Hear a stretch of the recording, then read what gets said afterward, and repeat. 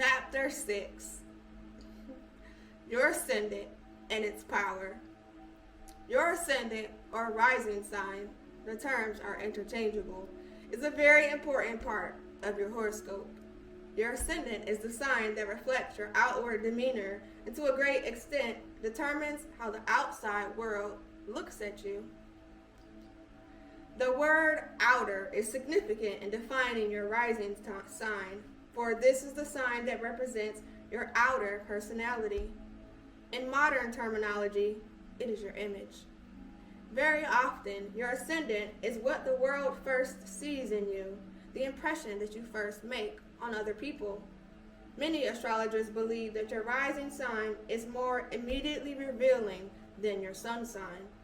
Your rising sign has been likened to the door of a house, the entranceway that visitors first see and must pass through in order to look into the house itself. In my own work as an astrologer, I have found that the personality you outwardly project is almost always a perfect blend of your sun sign and rising sign. Your rising sign has been, it is this combination that makes your unique impact on the world. Your moon sign is the more hidden aspect of your personality. It is a pervasive influence, but it is likely that other people sense the influence of your moon sign in your character rather than see it on the surface. Your ascendant is the sign that was rising over the eastern horizon at the time of your birth, hence your rising sign. When you were born, you left the condition of being a fetus and became a separate, fully formed human being. Therefore, the sign that was rising at this precise moment denotes your first experience as a separate human being. It expresses the moment in which you began independent existence in this world. As such, it characterizes the way you deal with others and your distinctive style of interacting with people. It speaks of your coping mechanisms and how you react to anything new that life throws at you. In many respects, your ascendant is the sign that makes you feel most comfortable psychically.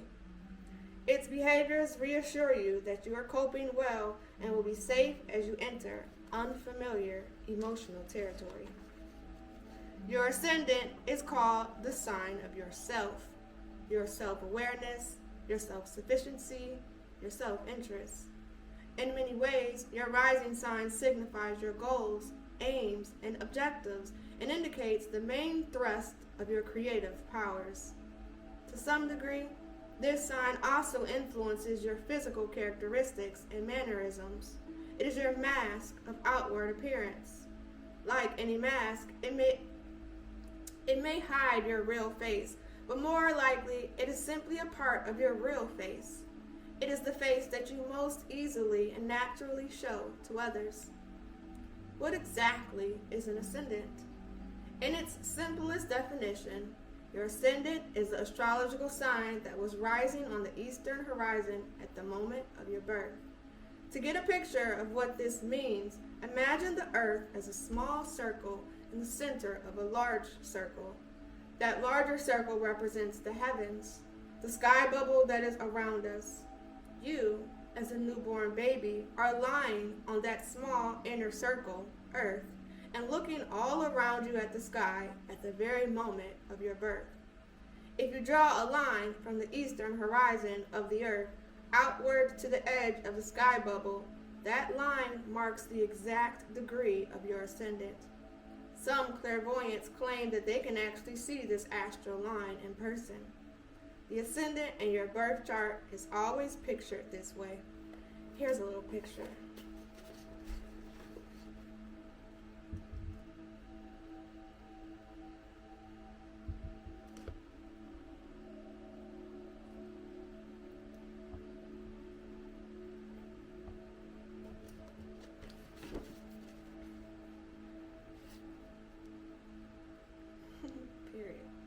When a layperson talks about being born under a sign, he or she means the sign that the sun was transiting at the time of birth.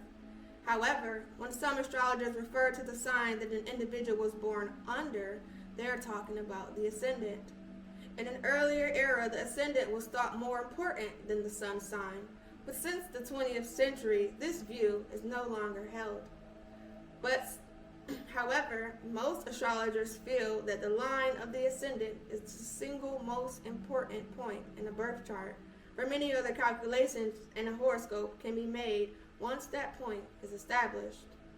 One thing is certain: unless the ascendant can be determined in a horoscope, interpretation of that horoscope remains limited.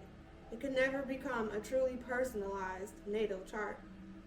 If you know the approximate time of your birth, the ascendant tables on page 481 to 484 should make it easy for you to find your ascendant. In reading the description of your rising sign, keep in mind that this is not a delineation of you. You are a blend, and your ascendant is only part of your personality. Only by self-examination can you discern which parts are your sun sign, which are your moon sign, and which are your rising sign. Consult the ascendant table starting on page 481 in order to calculate your rising sign.